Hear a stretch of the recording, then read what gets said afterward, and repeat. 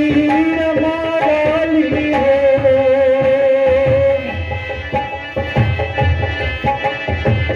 गुरुदेव खेवाने हार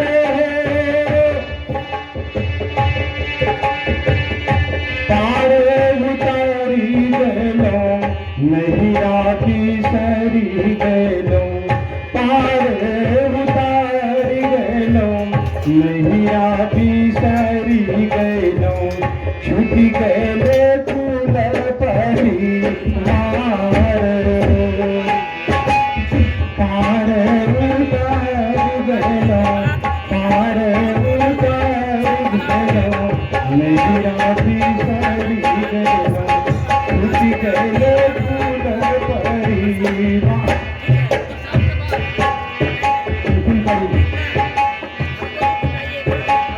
साहेब का धिया मुख मंगा लगाई हो। संत जाना लियो ना विचारी हो। अपनी अपनी संबर बंध चलू सखिया अपनी अपनी संबर बंध चलू सखिया वहाँ नहीं पाई धार अपनी अपनी संबर अपनी अपनी संबर बंध चलू सखिया वहाँ नहीं पाई धार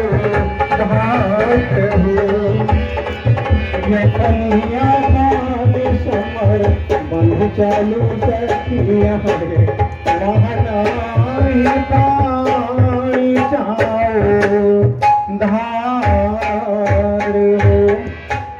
अंत में छोटा सा शोर रहेगा, उसके बाद फिर आरती होगी।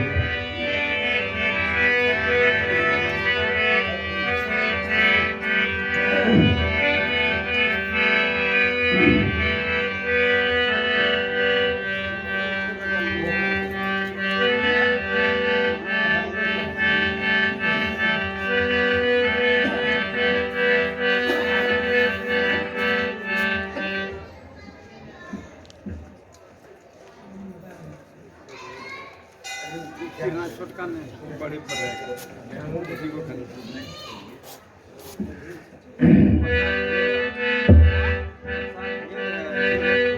परेशान हो गए। हफ्ता दो से यह कार्यक्रम चल रहा है, गाने में शरीर को ऊर्जा खत्म होता है, उनकी कृपा है चल रहा है।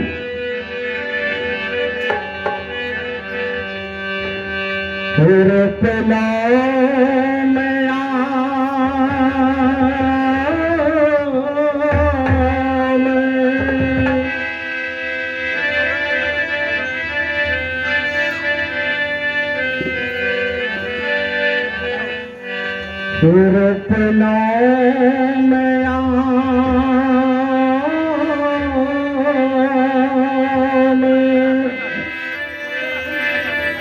आम के बगीचा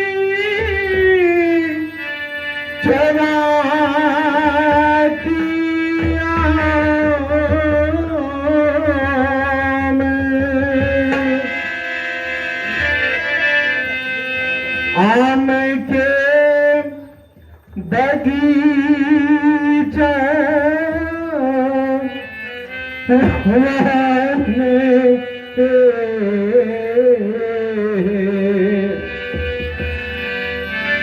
ललनार सागर रे बगीचा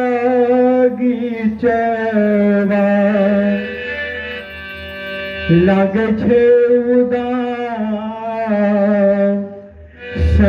किए के ये के पेड़ ले मोरा जूझे।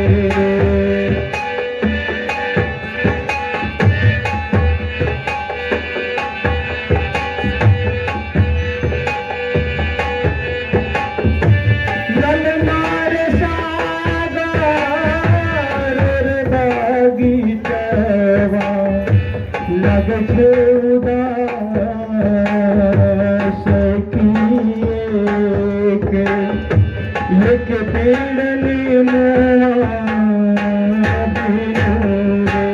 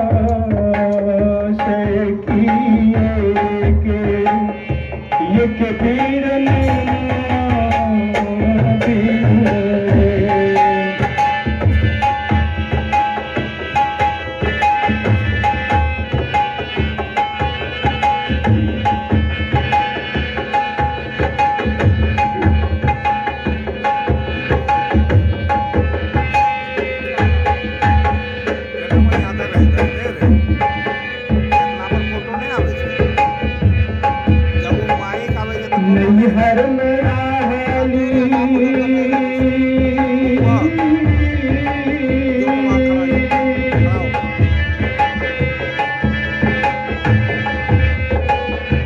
नैहर में रहली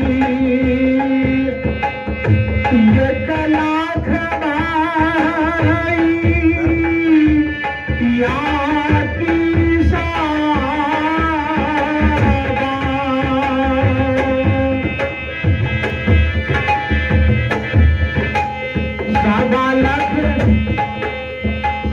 सवा लख भतीजेवा छालई है ललनार सागर नैहरवा लग छे उदास किए के ये के अम्मा बिनु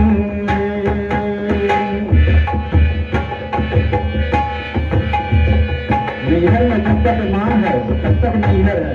माँ के गुजर जाने के बाद नैहर के प्रेम में कटौती हो जाती है। वह प्रेम भाई से कहाँ, भतीजे से कहाँ, जो प्रेम माँ से मिला करता था। जब तक माँ है तब तक नैहर का शोभा है। ललनार सागर नैहरवा लग छे उदास किए के ये के अम्मा बिनु रे।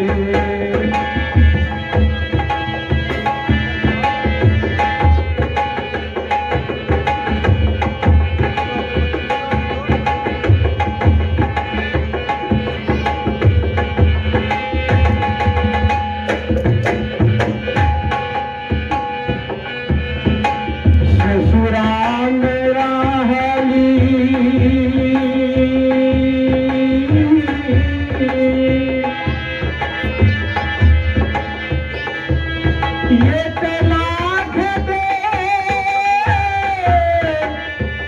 वर की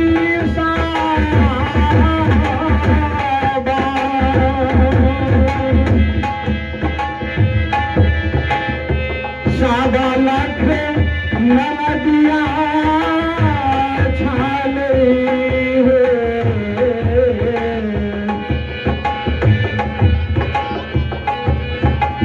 ललनार सागर ससुररिया लग छे उदास किए के ये के पियवा बिनु रे। बहुत सुंदर सवाल है। कोठा है, कार है, मल्ला है, नौकर है, वगैरह वगैरह है, लेकिन ये ससुराल में पिया नहीं है। सुना ललना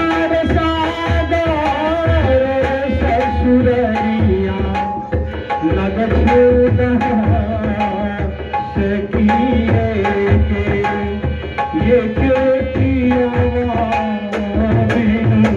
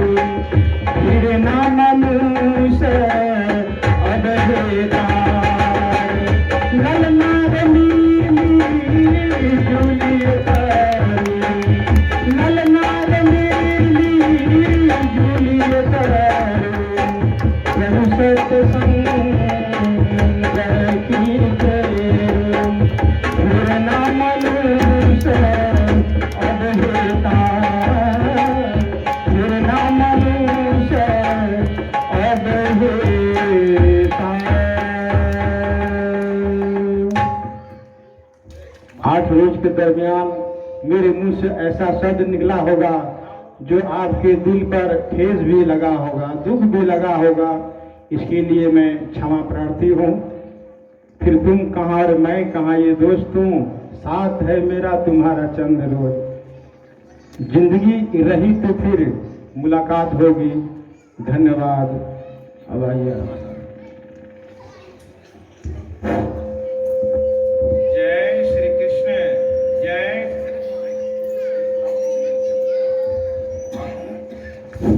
अब जो आज समापन की बेला है और हम चाहेंगे कि कुछ लोगों के उद्गार और आज के इस समापन बेला पर अब जो सोनू बाबू हैं उससे भी आग्रह है आप आवे इधर, कुछ गणमान्य लोगों को बुलावें। वे भी ये कार्यक्रम हुआ और यहाँ पर बहुत सारे माताओं का आना जाना हुआ।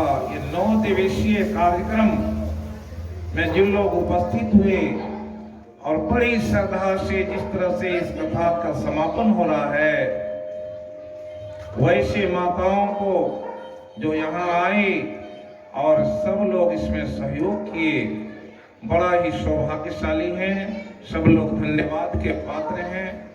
अब हम लोग के बीच में जितने लोग यहाँ पर आए हुए हैं सबों से है कि दो चार शब्द अपने उद्गार व्यक्त करेंगे।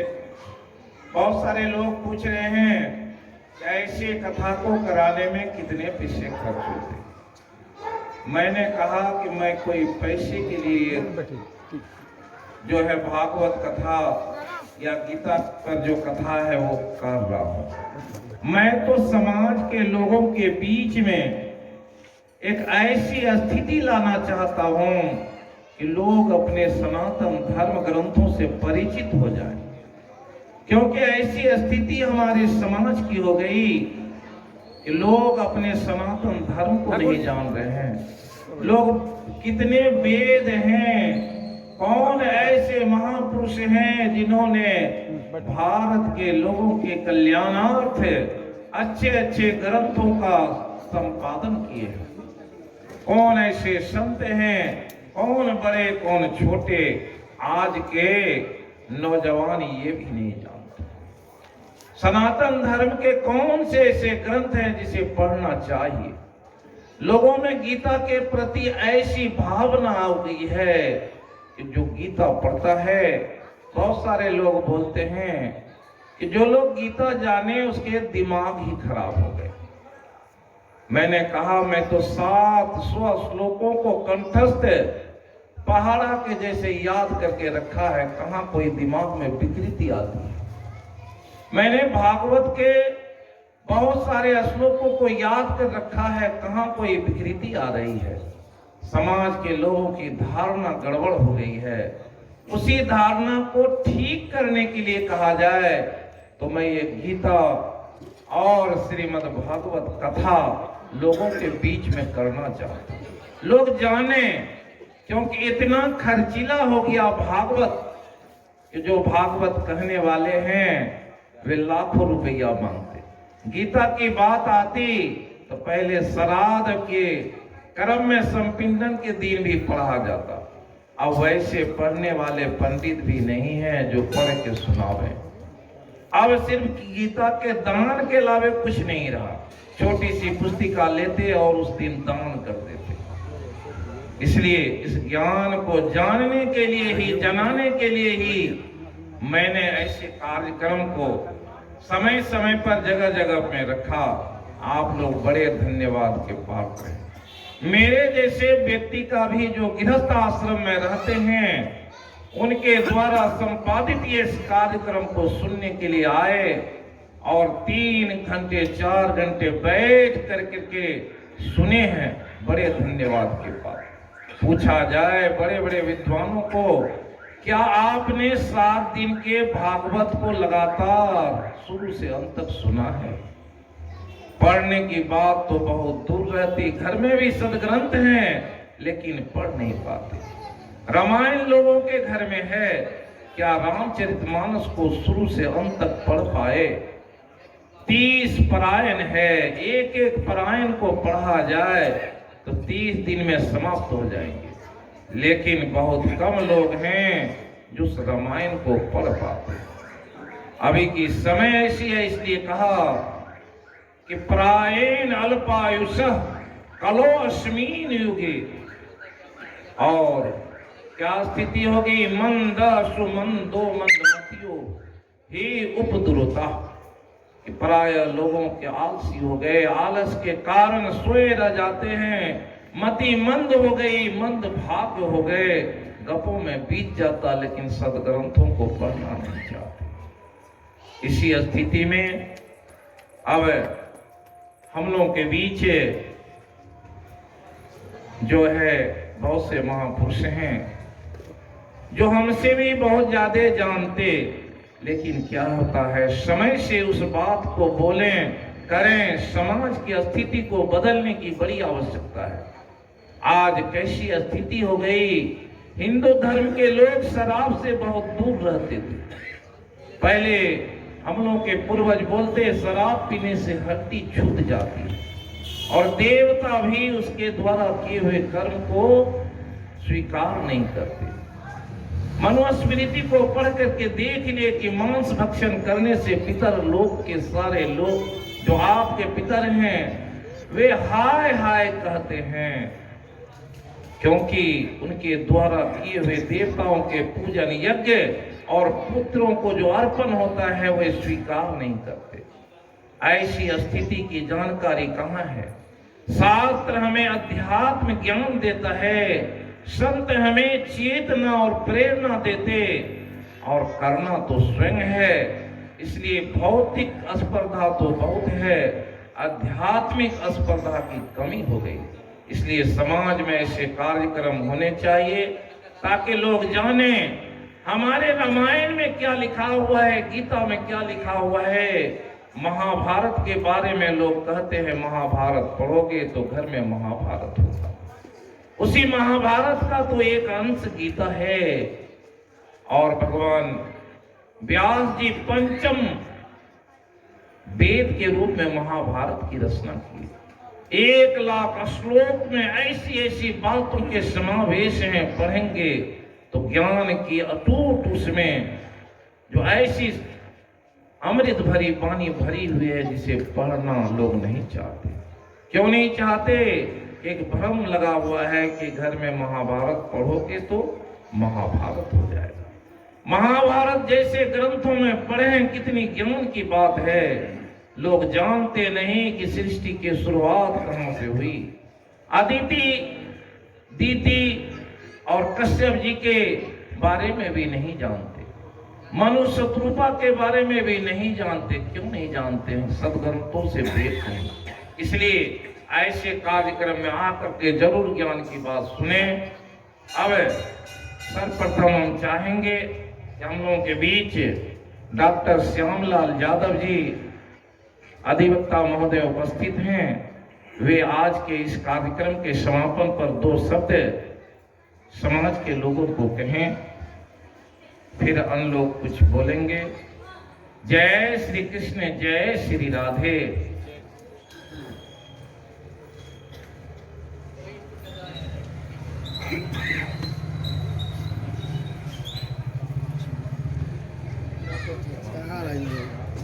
माइक चालू कर दें अंदर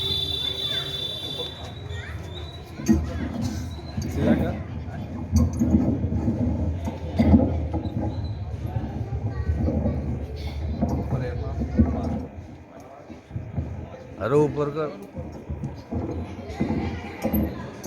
सीधा खड़ा कर सीधा वाला देना दिया। हाँ बेलो बैग ले।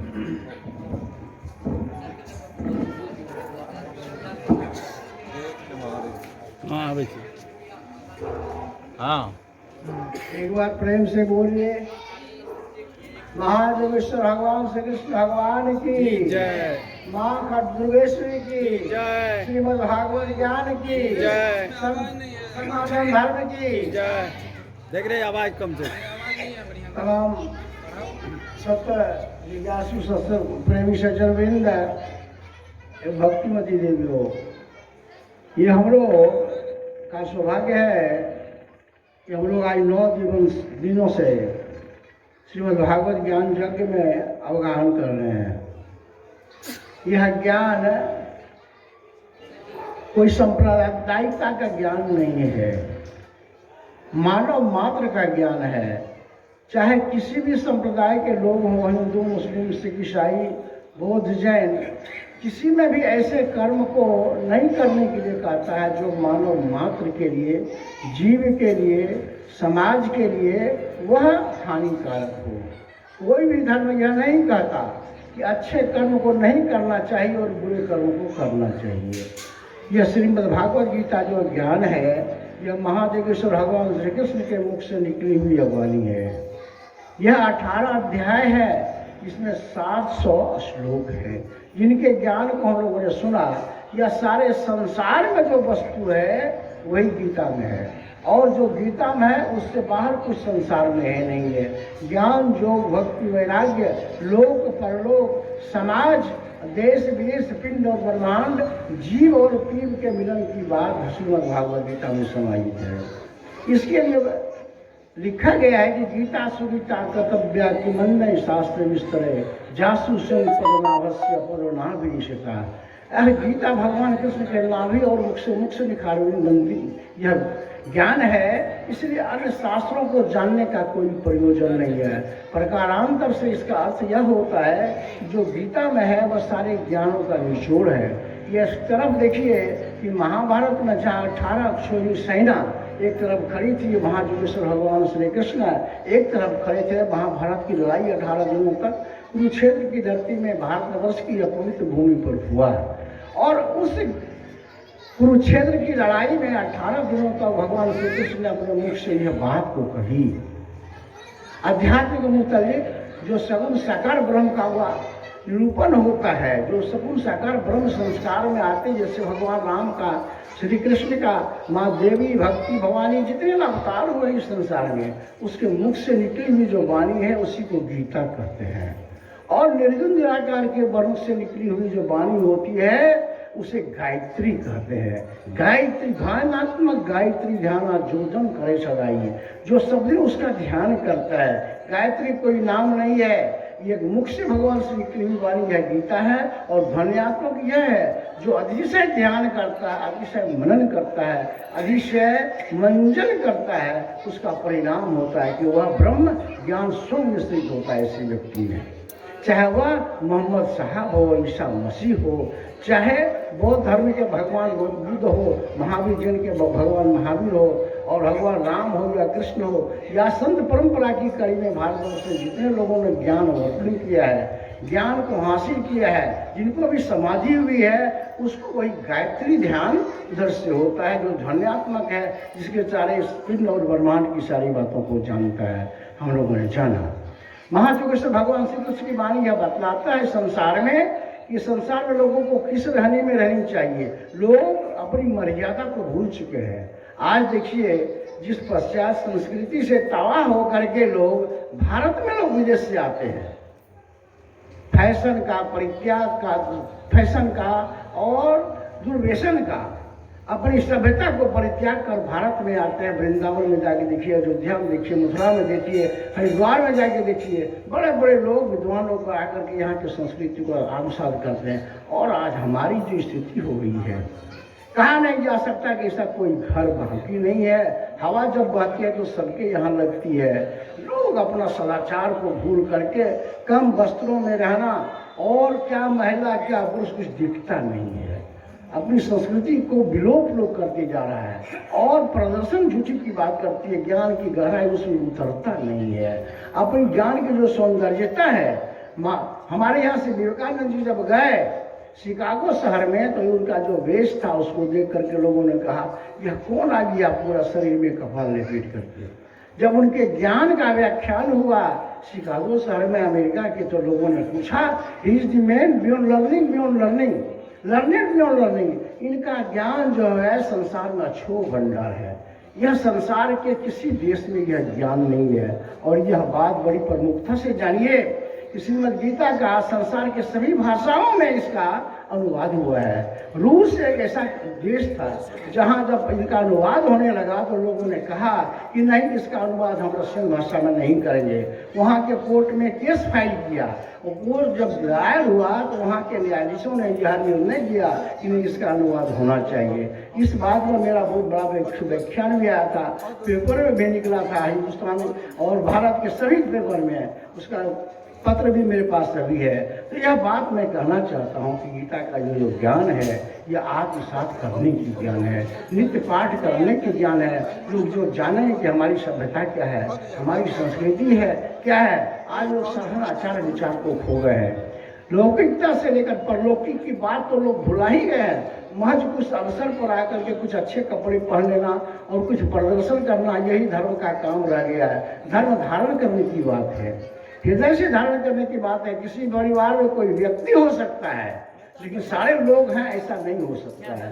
क्यों? इसका उदाहरण तो बहुत छोटा है, लेकिन बाहर की हवाएं इतनी झोंका से मारता है वह सब में लग जाता है। इसलिए मेरा इस अवसर पर कहना यही है कि हम लोग अपने जो हमारा सनातनी धर्म है उसको हम लोग उतारें, उसको हम लोग जानें, और अभक्ष जो कुछ करने वाला कर्म है उसको करें और जो नहीं करने वाले हैं उसको नहीं करना चाहिए। संसार में लोग अभी समाज में क्या क्या नहीं करते कुछ कुछ बातों के लिए, उन तमाम बातों का खुलासा कर पाना बहुत संभव नहीं है और अच्छी बात भी नहीं है। कुछ बात है मर्यादित ढंग से कहने से लोग अधिक समझना चाहिए। हम लोग जो कुछ कह रहा हूँ उसको तो समझना ही चाहिए, जो कुछ नहीं कह रहा हूँ शास्त्र भी जिसकी ओर इशारा करता है।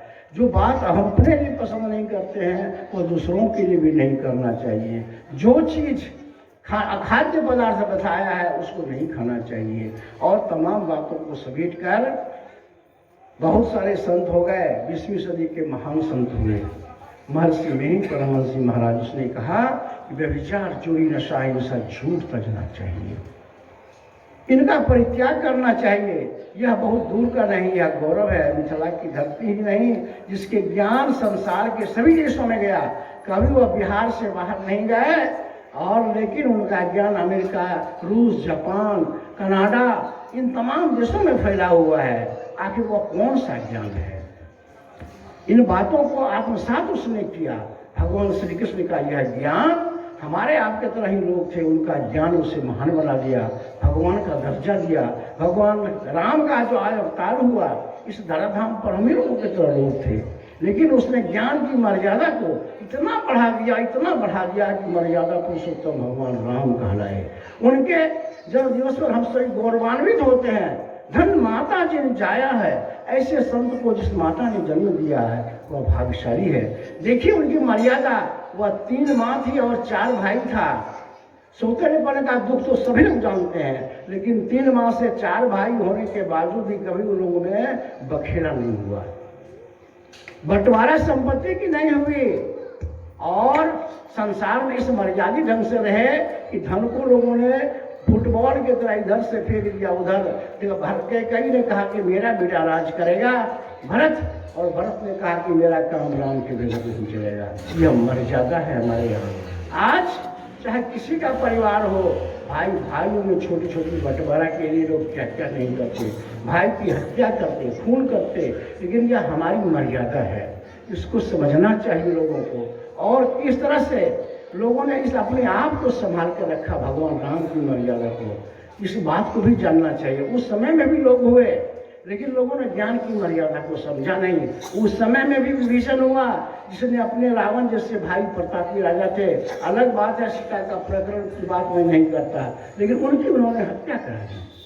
सुग्रीव जैसे भाई की हत्या बाली ने करा दिया और उसकी संपत्ति ले ली, उसकी पत्नी को रख लिया। विभीषण ने भी राज ले लिया लंका का और भाभी से उसने शादी कर ली। लेकिन जब अयोध्या में भगवान राम का राज्याभिषेक हो रहा था तो उस समय में सुग्रीव भी था और विभीषण भी था। जब देखा तो रोने लगा। कहा क्यों रोते हो, आज तो खुशी का दिन है। कहा क्या करेंगे, ये लोग 3 4 सौतेला भाई होने के बावजूद भी इनका राज बटा नहीं। हम छोटी सी अपमान के लिए अपने भाई जो इस संसार में इतने बड़े विद्वान थे, जैसा होगा नहीं, उनकी हमने हत्या करा दिया।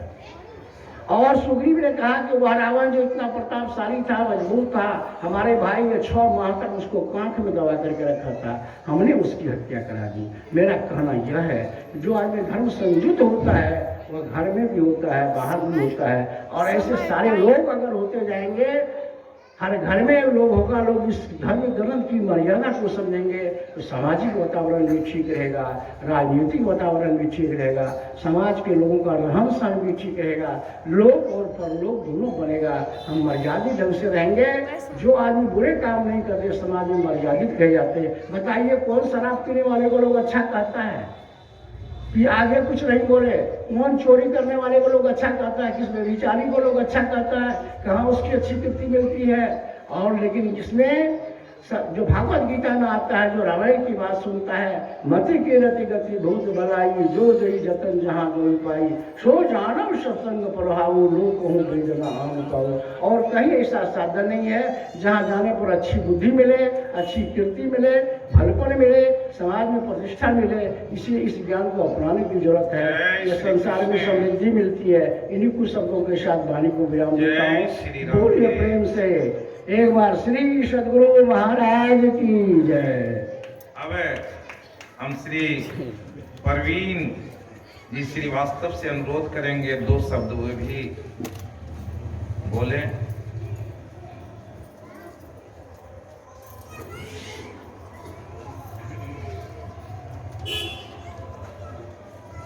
परम आदरणीय हमारे कथाभ्यास श्री राजेंद्र प्रसाद शर्मा जी, उपस्थित सभी भक्तजन, माता एवं बहनों, इस बार चैती नवरात्रि में ये पाठ यहाँ हो करके ये बहुत ही भक्तिमय माहौल का आनंद करवाया है। हम पंडित जी से आग्रह करेंगे कि हर साल कम से कम चैती नवरात्रि में ये कथा यहाँ निश्चित रूप से करते रहें और हमारे सनातन धर्म का इसी तरह प्रचार और प्रसार करते रहें। धन्यवाद। जय श्री कृष्ण। अब हम लोग के बीच सुरेश राम जी अधिवक्ता हैं, उनसे निवेदन है कि 2 शब्द वे भी आवे बोले।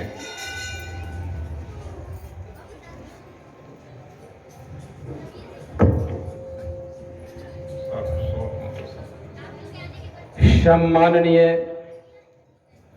कथाव्यास राजेंद्र बाबू और इस समारोह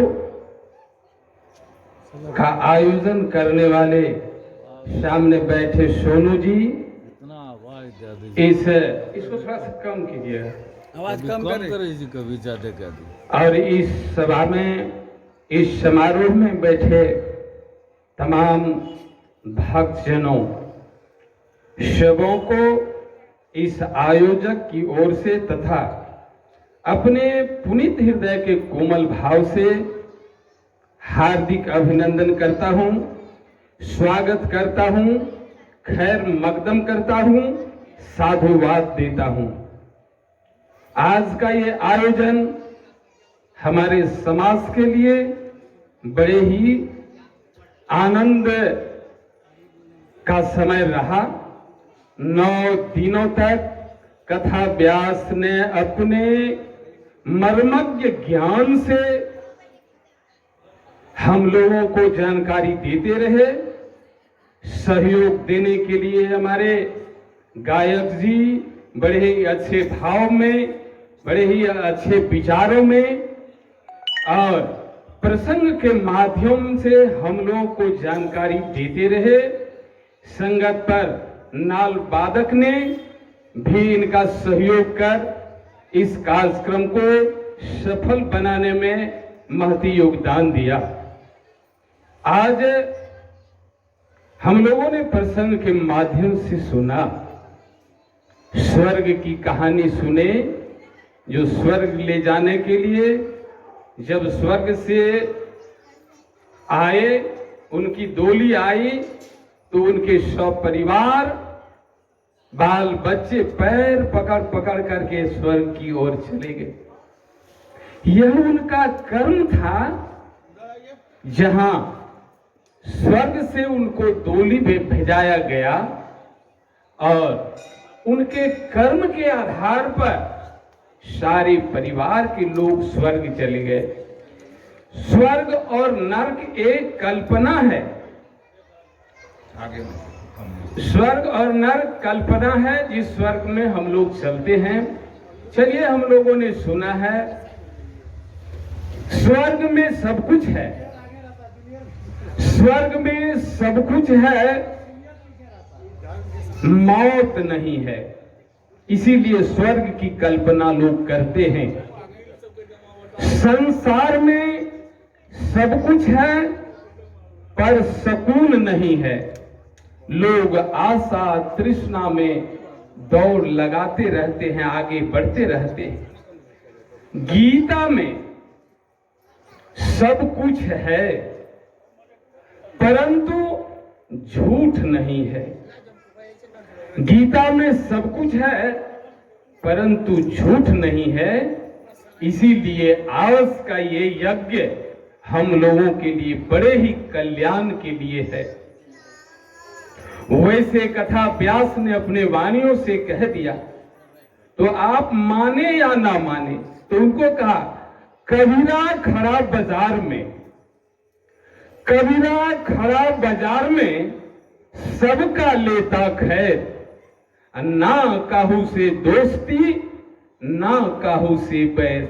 आप माने या ना माने, प्रेम से बोलिए कृष्ण बलदेव की जय।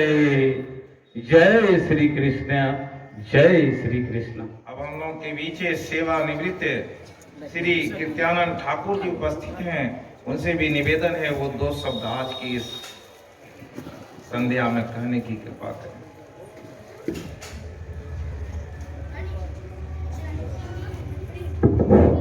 कृष्णं वंदे जगद्गुरुं, कृष्णं वंदे जगद्गुरुं, कृष्णं वंदे जगद्गुरुं।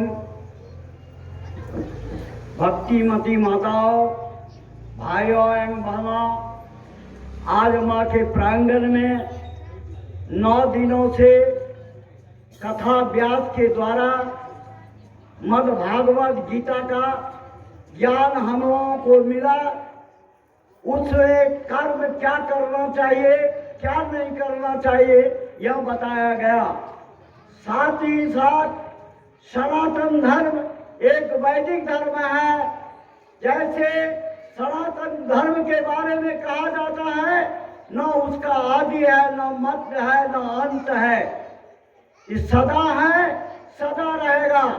इसको कोई भी इधर-उधर नहीं कर सकता है। लेकिन हम लोग इसका अनुपालन न करते हैं। अगर कथा व्यास से हम लोग जो सुने हैं वो भगवान श्री कृष्ण के श्री मुख से ही कहा गया है। उस वाणी को कथा मर्मज्ञ राजेंद्र प्रसाद बाबू जी हम लोगों को सुनाए और हमें ज्ञान प्रदान किए। हमें प्रेरणा मिली है कि हम सनातन धर्म को बरकरार रखें। हमारा जो वेशभूषा है उसमें रहें, जो हमारा खान पान है उसको संभालें। पहले हम भोजन को संभालें, तब जो है हमारा आचरण सुधर सकता है। पर जैसा भोजन वैसा हमारा मन होगा। हम तो बहुत कुछ का सुन चुके हैं। हम धन्यवाद देते हैं यदि इस आयोजक को जो मेरे सामने में बैठे हुए हैं, माता के प्रांगण में भागवत कथा करवा करके हम लोगों को ज्ञान का दर्शन कराए हैं। धन्यवाद देते हैं गृहस्थ आश्रम में रहने वाले राजेंद्र प्रसाद शर्मा जी कथा व्यास को, जो गृह त्याग करके सब कुछ त्याग करके हम लोगों को ज्ञान का दर्शन कराते हैं। मैं आपसे निवेदन करूंगा, इस काम को आगे आप बढ़ाते रहेंगे। समाज को, जो हमारे समाज में उथल पुथल है, उसको समाप्त करेंगे। बराबर आपका यज्ञ चलता रहे। इतना कहकर मैं अपनी वाणी को विराम देता हूँ। कृष्ण भगवान की जय। जय श्री कृष्ण। अब हम लोग के बीच श्री विवेकानंद जी हैं उपस्थित, उनसे भी निवेदन है वे अपने विवेक से 2 शब्द कहें।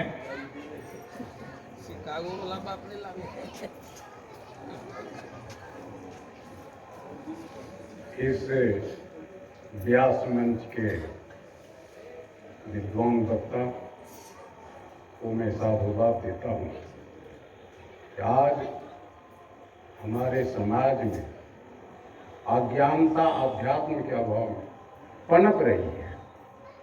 जिनको सुधारने के ख्याल से इस व्यास मंच पर बैठे हमारे विद्वान वक्ता श्री राजेंद्र प्रसाद शर्मा जी बहुत ही परोपकारी काम किए हैं। इस समाज में अज्ञानता को मिटाने के लिए उन्होंने जो बीड़ा उठाया है, ये श्री कृष्ण की बड़ी असीम कृपा है, इसमें कहीं संदेह नहीं। दूसरी बात है, अध्यात्म को बड़ी गंभीरता से लेने का जो अवसर प्राप्त होता है वो व्यास मंच के संत विद्वान के द्वारा ही होती है।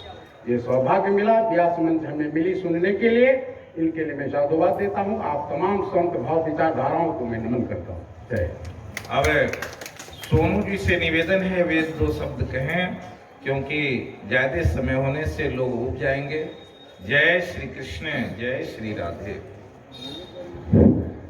आप लोगों का ज़्यादा समय नहीं लेंगे। सबसे पहले भगवान का भजन कीर्तन 9 दिनों से चल रहा था। और आप सभी जो है इसका रसपान कर रहे थे। भगवान 2 हाथ दिए हैं सत्कर्म करने के लिए। सभी लोग दोनों हाथ को उठाएं, एक बार बोलिए श्री कृष्ण भगवान की, श्री कृष्ण भगवान की, श्री कृष्ण भगवान की। हम यहाँ कुछ बोलने नहीं आए हैं, सिर्फ ये कहना चाहते हैं कि कहा गया है पुत्र सपूत तो का धन संचय, पुत्र कपूत तो का धन संचय। बड़ी सौभाग्य है अररिया की धरती, बड़ी सौभाग्य है अररिया की धरती जो राजेंद्र प्रसाद शर्मा के तरह सपूत को यहाँ पैदा किए हैं। आज वो माँ की कोख जो है गौरवान्वित हुई है, जिस प्रकार कौशल्या की कोख गौरवान्वित हुई थी राम के को जन्म दे करके, आज वह माँ की कोख गौरवान्वित हुई है इस राजेंद्र प्रसाद शर्मा को जन्म दे करके। इनके लिए जोरदार ताली। आप जो है अपने व्यस्त समय, आप लोगों को पता होना चाहिए कि ये जो है सरकारी वकील भी हैं सिविल कोर्ट अररिया में। इतने व्यस्त समय, बहुत सारे अधिवक्ता हैं, लेकिन इस समय के बाद ये अध्यात्म में मनन चिंतन और समाज को कुछ देने की जो इनकी ललक है वो काबिले तारीफ है। और हम इसके लिए पूरे नगर की ओर से आपको भूरी भूरी साधुवाद देते हैं कि आप ये काम में निकले हैं और परमात्मा चिंतन के लिए लोगों को प्रेरित करने के लिए निकले हैं। निश्चित रूप से आप जो काम के लिए निकले हैं उसमें आपको भगवान श्री कृष्ण जो है सफलता देंगे और भक्त जो है इससे जुड़ते चले जाएंगे और कारवां बनते चले जाएंगे। एक बार बोलिए भगवान श्री कृष्ण की। पिछले साल भी यहाँ भागवत की कथा हुई थी। संयोग से जो है हमारे चाचा जी हैं श्यामलाल यादव जी, वो जो है हमको बोले थे कि ऐसे ऐसे कथा हो रही है। हम बोले कि निश्चित रूप से होगी। और कथा पिछले साल भी हुई थी और पिछले साल भी हम कहे थे कि भगवान का जो है कहीं भी, चाहे आपका घर हो, चाहे हमारा घर हो, चाहे कोई स्थान हो, होता है सत्संग वहीं पर जहां पहले से भगवान की कृपा बन जाती है। वही है वही जो राम रचि राखा। भगवान की कृपा जो है वो हो गई और पिछले साल भी हुआ, इस साल भी हुआ और भगवान जब तक चाहेंगे ये आप कारवां चलता रहेगा। ये प्रत्येक साल, अभी प्रवीण मामा बोल रहे थे कि हर साल ये होना है। निश्चित रूप से जो है हमारी बातचीत भी इनकी हुई है। ये भागवत कथा जो है ज्ञान कथा होना चाहिए। ये जो श्रीमद् भागवत कथा हम लोग जानते हैं कि भा मतलब ज्ञान, भा मतलब जो है ज्ञान, गौ मतलब ज्ञान, वो मतलब वैराग्य और तो मतलब त्याग। भागवत को जो सुनता है वो सब कुछ प्राप्त करके अंत में जो है त्याग की ओर बढ़ता है। और भगवान श्री कृष्ण जो है उसी को कहते हैं त्राण कर देना, और उसकी आत्मा का त्राण हो जाता है। जो भागवत में कथा बताई गई है 7 दिनों में जो है त्राण हुआ था। तो भागवत की कथा जो है ये करने निकले हैं। आप सभी भी 9 दिनों से जो है भागवत कथा का श्रवण कर रहे थे और इसमें बहुत ऐसे भी लोग होंगे जो प्रथम दिन से आज तक रोज आ रहे हैं। कुछ लोग होंगे कि 5 दिनों से आ रहे हैं, लेकिन कुछ लोग ऐसे भी होंगे जो आज ही पहुंचे हैं। तो कहा गया है कि अंत भला तो सब भला। कहा गया है कि प्रसाद क्यों दिया जाता है? कथा प्रसाद का त्याग नहीं करना चाहिए। प्रसाद का त्याग करने से क्या होता है? पाप होता है। तो जो आज आप पहुंचे हैं, अंतिम दिन पहुंचे हैं इस ज्ञान की गंगोत्री में डुबकी लगाने के लिए, ये 9 दिनों का जो सार है आज आपको बताया गया और 9 दिनों का पुण्य जो है आपको मिला। इस और पुनः मैं इनको साधुवाद देता हूं और मैं जो है आप सभी की ओर से मैं इनको क्या दे सकता हूं? ये संत है और अध्यात्म प्रेमी है। मैं आप लोगों की ओर से जो मैं चाहूंगा कि अररिया वार्ड नंबर 16 की नगर पार्षद है नीतू कुमारी जी, वो आएंगे, इनका स्वागत करेंगे बुके गुलदस्ता को देकर के पूरे वार्ड नंबर 16 की ओर से जो है करेंगे। क्योंकि ये पिछले बार जो कथा कहने आए थे तो कुछ बात ऐसी हुई थी, हम कहे थे कि भगवान की ऐसी कृपा होगी तो निश्चित रूप से जो है यहाँ पर आपका स्वागत किया जाएगा। और वो दिन जो आप बोले थे वो दिन यहाँ आया और आज जो है इस वार्ड की वार्ड पार्षद आपकी स्वागत कर रही थी। जो पिछले साल आप बोले थे कि वार्ड का प्रथम नागरिक, आज पूरे वार्ड की तरफ से, पूरे नगर की तरफ से आपका सम्मान किया जा रहा है। बोलिए श्री कृष्ण भगवान की। ओम स्वस्ति न इंद्र बृहस्रवाः स्वस्ति नः पूषा विश्ववेदाः स्वस्ति नस्तार्क्ष्यो अरिष्टनेमि स्वस्ति नो बृहस्पतिर्दधातु। और इस कथा के साथ आप जानते हैं कि जब भी कथा होती है तो कथा के साथ में व्यास जी के साथ में जो है, जो हमारी संगीत की टोली है, जो मिर्जापुर से हमारे शिवनंदन दास जी आए हैं, जो आप देख रहे होंगे कि लय से लय मिला करके एक एक शब्द का अर्थ बता करके आप लोगों को जिस तरह से भजन और कीर्तन का जो है आनंद दे रहे थे और इस भागवत को समझाने का प्रयास कर रहे थे, हम उनका भी जो है चाहेंगे। हमारे बीच बैठे हैं सुरेंद्र मिश्रा जी जो हमारे ही नगर के हैं, हम चाहेंगे कि पुष्प जो है माला जो है उन्हें पहना करके उनका स्वागत करेंगे। शिवनंदन दास जी का जो संगीत, जो हारमोनियम पर जो है पूरे नगर को जो है ये जोरदार तालियों से करें। कहा गया है किया नहीं कभी सत्संगा कैसे होए राम के संगा। और इसीलिए ये जो घड़ी अभी आपके पास आई है, इस घड़ी का पूरा आनंद ले। भगवान जो है उससे प्रसन्न होते हैं। अभी घर का चिंतन को छोड़ दें, अभी प्रभु के चिंतन में मन को लगाना, यही तो भागवत है, यही तो भागवत है। अब हम हमारे नाल पे जो बैठे थे, नाम बोल दीजिए, सीताराम दास जी, जो प्रत्येक जो है ताल से जो है हम लोगों को मंत्र मुग्ध कर रहे थे।